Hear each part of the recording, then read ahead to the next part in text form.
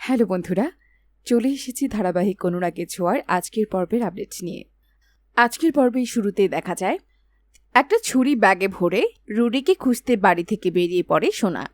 সে বেরোনোর সময় রূপা জানতে চায় সোনা কোথায় যাচ্ছে। সোনা তখন জানায় রুডিকে শেষ করতে। সোনার এমন উত্তরে হতবাক হয়ে যায় রূপা। সে দীপকে পাঠিয়ে দেয় সোনার পিছু করতে। অন্যদিকে উর্মি যখন কুন্তলাকে প্রশ্ন করে রুডি বেঁচে আছে কিনা, ঠিক তখনই সেখানে জয় চলে আসে এবং সে দেখতে পায় উর্মি কুন্তলার সঙ্গেই কথা বলছে। আর তাই দেখে জয় খুব রেগে যায়। কিন্তু উর্মির মা শালিনী সম্পর্কে কথা বললে সেখান থেকে চলে যায় জয়। ওদিকে সূর্যের ঘরে ঘুমিয়েছিল দীপা। সূর্য তা দেখতে পায়নি এবং যখন সে চেঞ্জ করে দীপাকে দেখতে পায় সে খুব অবাক হয়ে যায় এবং দীপাকে সে ঘুম থেকে জাগিয়ে তোলে কথা শোনাতে শুরু করে। কেন দীপা পরপুরুষের ঘরে এভাবে শুয়ে আছে? সূর্য কথায় কথায় বলতে শুরু করে তার বউও এইভাবে তার ঘরে থাকে না। দীপা তখন জানতে চায় কে তার বউ। সূর্য তখন অকপটে বলে কেন দীপা? দীপা তখন জানতে চায় দীপা কোথায়। তখন সূর্য তাকে জানায় দীপা কোথায় তা সে জানে না। সূর্য সব ভুলে গেলেও দীপার নামটা ঠিক মনে রেখেছে।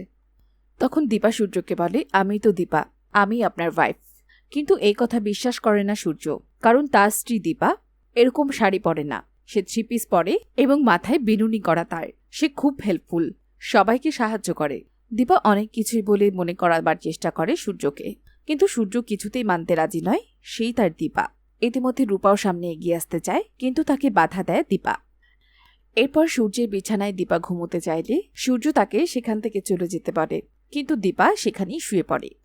এরপর ঘুম ভেঙে দীপাকে দেখলে সূর্য আবারও তাকে কথা শোনাতে শুরু করে, কিন্তু দীপা বলে সেই তো এখানে প্রথম শুয়েছিল, বরং সূর্যই তো এখানে পরে এসেছে। ওদিকে সূর্য দীপাকে এতটা কাছাকাছি দেখে উর্মির খুব হিংসে হচ্ছিল। সে কিছুতেই চায় না সূর্য আর দীপা এক হোক, তাই সে মিল্কশেক নিয়ে আসে, কিন্তু দীপা বাধা দেয়, কেননা তার ধারণা এতে কিছু মেশানো রয়েছে। কিন্তু সূর্য তার কথা না শুনে সেই মিল্কশেকটা খেতে চায়, তাই বাধ্য হয়ে দীপাই সেটা খেয়ে নেয়। অন্যদিকে দেখা যায় দীপ সোনাকে বুঝিয়ে বাড়ি ফিরিয়ে আনে। দীপা তখন সোনাকে কথা দেয় সে যে করেই হোক রুডিকে তার সামনে নিয়ে আসবে। এরই মধ্যে সূর্যের বাবা জানায় আগামীকাল রথযাত্রা, আর যেহেতু দীপা ফিরে এসেছে তাই এবার তারা মহা ধুমধামে এই উৎসব করবে। আর এর সমস্ত দায়িত্ব সূর্যের বাবা দীপাকে দেয়, কিন্তু সূর্য এর বিরোধিতা করে। কিন্তু লাবণ্য যখন বুঝিয়ে বলে তখন আর কিছু বলে না সূর্য। অন্যদিকে উর্মি যায় কুন্তলার সঙ্গে দেখা করতে, আর সেখানেই ছিল ছদ্মবেশী রুডি। তাকে দেখে সন্দেহ হয় উর্মির। সে তার সঙ্গে দেখা করতে চাইলে তাকে বাধা দেয় কুন্তলা।